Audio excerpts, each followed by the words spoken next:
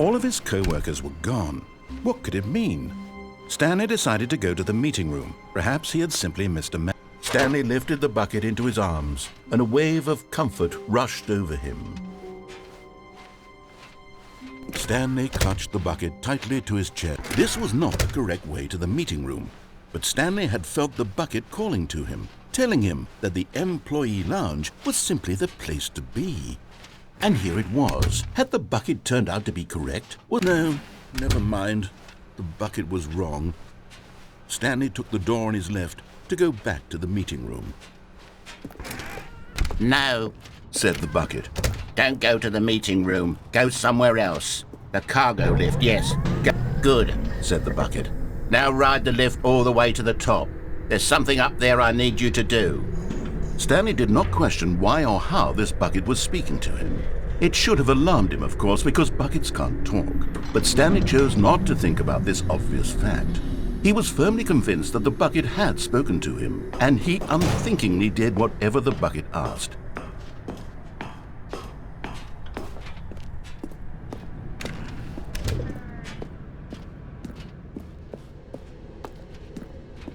No, stop. Look there on the wall. You see, there's a sign right there. It says, "No buckets past this point." Stanley, how could you think it was okay to bring the bucket here? Unless, what if the problem is that you actually don't know what is a bucket and what isn't a bucket? I suppose that would explain a lot about your behavior up to this point. Which, if that's true, well, my goodness, I think we have to do something about it. This misunderstanding could have dire consequences on the entire rest of the game if not addressed quickly and properly. So much of the impact of the story is dependent on your understanding of what is and isn't a bucket. Please, step in here for a moment.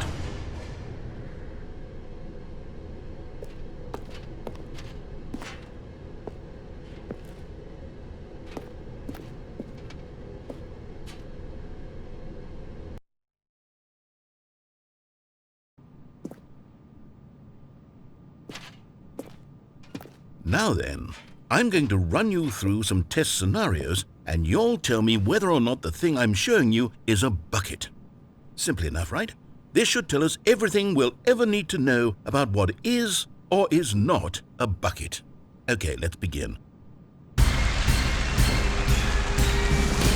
Item 1. Is this a bucket? Incorrect. It is a hologram of a bucket, not an actual bucket.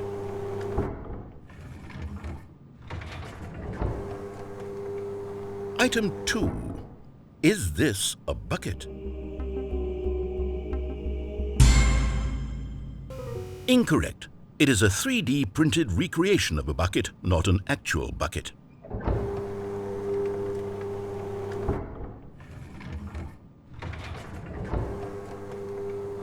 Item 3.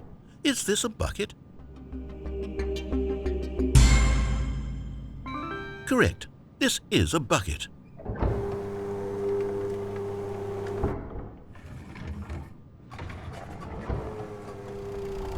Item 4. Is this a bucket? Correct. This is a tractor and not a bucket. To be honest, I just sort of put this one in here as a gimme, but I was starting to get concerned that even this might be too much for you. Thank you for not making me look like an idiot. Okay, next one.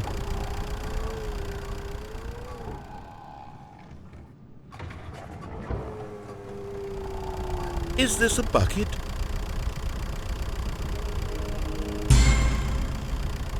Incorrect. This is a bucket.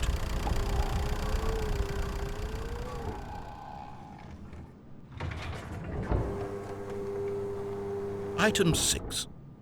Is this a bucket? Trick question. Both. Gotcha.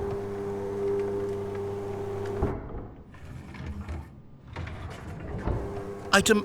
Wait, hold on. I can't find the next one. Let me see. It should be around here somewhere.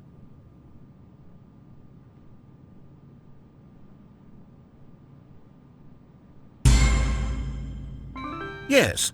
Thank you. There's nothing here. Of course it isn't a bucket. We both know full well that nothing isn't a bucket. Wait, When I say nothing isn't a bucket, that makes it sound like I'm saying everything is a bucket, which of course is not true. Unless, is that what you think? Answer me straight, Stanley. Are you trying to tell me that you believe everything is a bucket?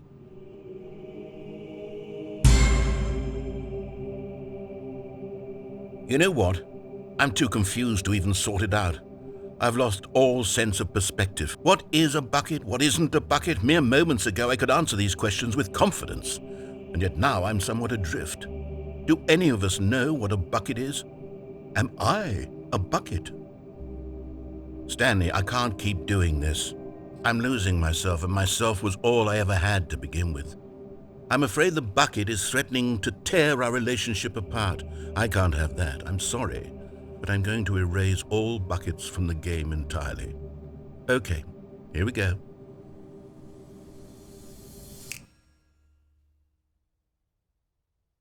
What happened? Is everything gone? Why did everything disappear? Wait, was everything a bucket? Every single thing in the game was a bucket. Oh my God, I had no idea. How could... except me. I'm not a bucket after all. And you, Stanley, you're still here. You're not a bucket either. Oh, this is wonderful news. We're not buckets. Yes, I actually feel much more at ease right now. It's delightful to get some clarity on that issue. But it doesn't change the fact that we haven't got a game. So, tell you what, I'll reset everything and we'll put back all of the buckets, okay? And we'll know that it's all a bucket. But if you run into anyone else, maybe don't mention that. Who knows what that information might do to a person? All right, here we go.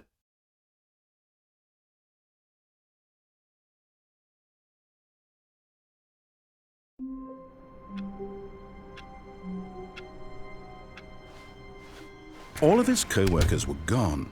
What could it mean? Stanley decided to go to the meeting room. The confusion and the chaos all seemed to melt away as Stanley embraced the bucket. Stanley clutched the bucket tightly to his chest. This was not the correct way to the meeting room, but Stanley had felt the bucket calling to him, telling him that the employee lounge was simply the place to be. And here it was. Had the bucket turned out to be correct? No, never mind. The bucket was wrong. Stanley took the door on his left to go back to, and so the two of them detoured through the maintenance section and walked straight ahead to the opposite door.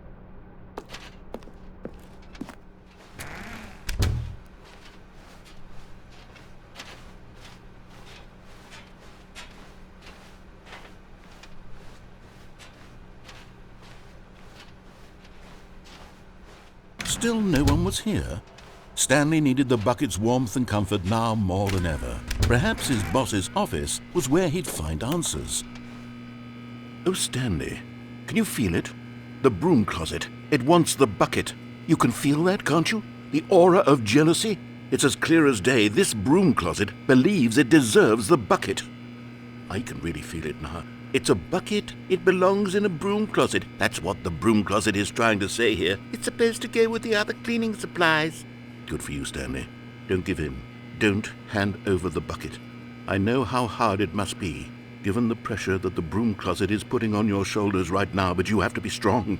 This is your bucket. This is your companion and lifelong friend. You can't hand it over. Oh, no. We're getting into name-calling now, it seems. Is this how low the broom closet has sunk, that it has to resort to this stream of petty insults simply in order to get you to hand over the bucket?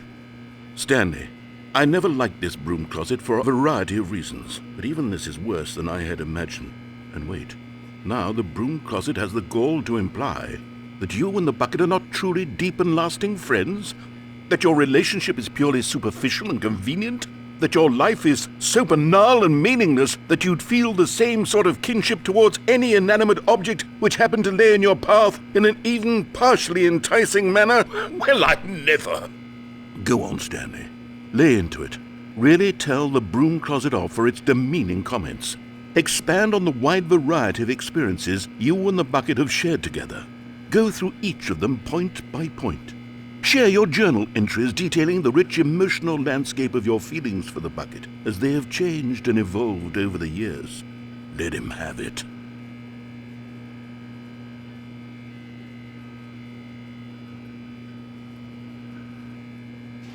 Okay, I've got you something which I think will help settle this debate once and for all. Here we go. There. Now it's settled. No more debate, no more discussion. Take a hike, broom closet, with all your meandering philosophical diatribes about the nature of cleaning supplies and their relationship to broom closets in the natural order of things.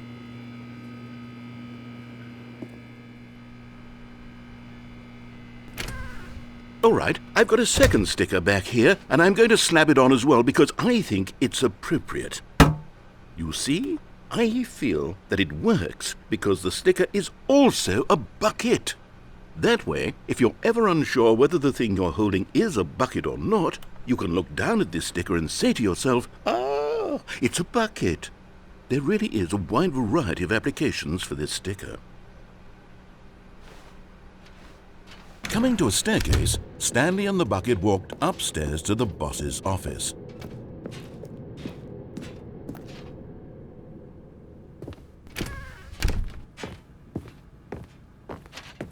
Stepping into his manager's office, Stanley was once again stunned to discover not an indication of any human life. Crushed by the weight of this revelation, Stanley may have broken down into an emotional dumpster fire if not for the soothing presence. But Stanley guessed the correct code by sheer luck. Was it that the bucket knew all along? Was the bucket guiding him? Yes, this is certainly the most logical explanation.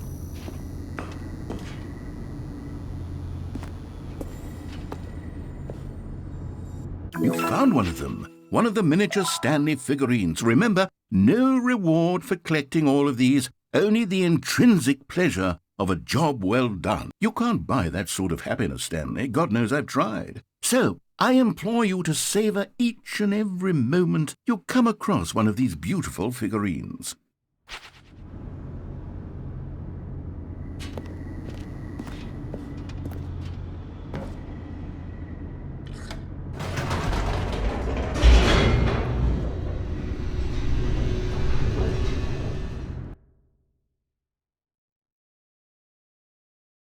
The elevator raced downward, plummeting towards an unknown fate.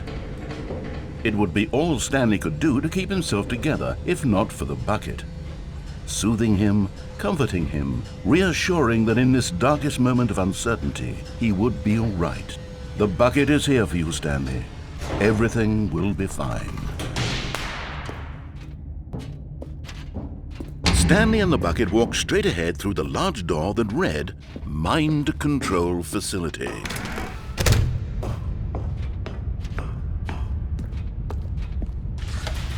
The lights rose on an enormous room packed with television screens. What horrible secret did this place hold? Stanley and the bucket both wondered to themselves.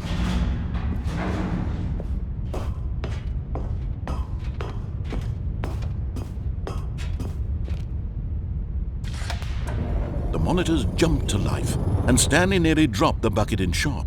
Everyone in the office was being videotaped, monitored like guinea pigs. The bucket had never seen anything like this, and it very nearly burst into tears as Stanley cradled it gently, reassuring it that everything would be fine.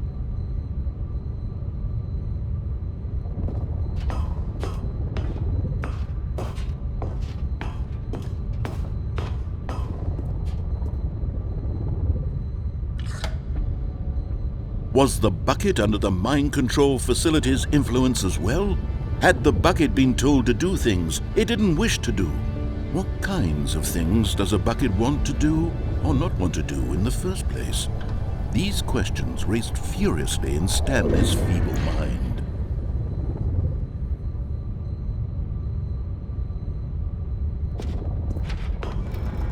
No! He screamed into the bucket. He couldn't accept it. His own life in someone else's control, never! He squeezed the bucket tighter, his one friend in the entire world.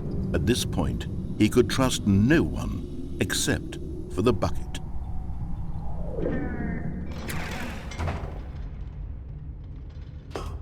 But here was the proof. The heart of the operation. Controls labeled with emotions, happy or sad or content. Walking, eating, working, all of it monitored and commanded from this very place. And as the cold reality of his past began to sink in, Stanley decided that this machinery would never again exert its terrible power over another human life. For he and the bucket would dismantle the controls for good. Two best friends, Stanley and the bucket, up against the world. They high-fived in a really cool way, and the bucket made a sassy comment about taking down the system.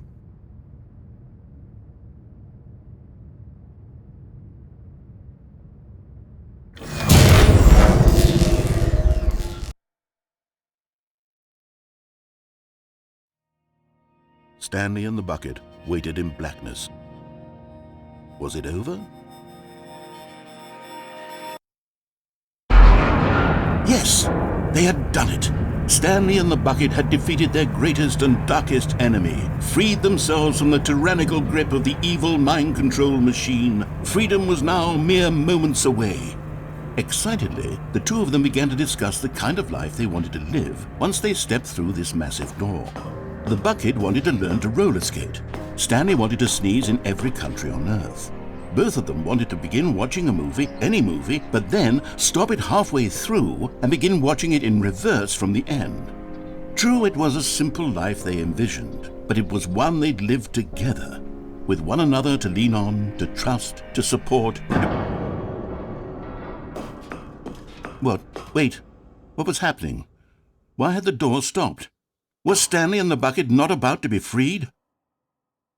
An unbearable silence filled the room, lingering in uncertainty, until finally the truth hit Stanley square in the face. This building did not want the bucket to leave. Even the facility itself recognized the incredible calming presence of the bucket, needed the soothing warmth of the bucket, or go to any lengths not to part with the bucket. No. Stanley can't leave this place, not while he has such a precious bucket in his arms, not while this building has anything to say about it. Stanley realized he would never again leave this very room, but at least he has the bucket. To be trapped eternally in darkness isn't really so bad, Stanley thought to himself. As long as I have my bucket with me, right? I'll be okay, won't I? Stanley gulped. Very soon now, he was about to find out.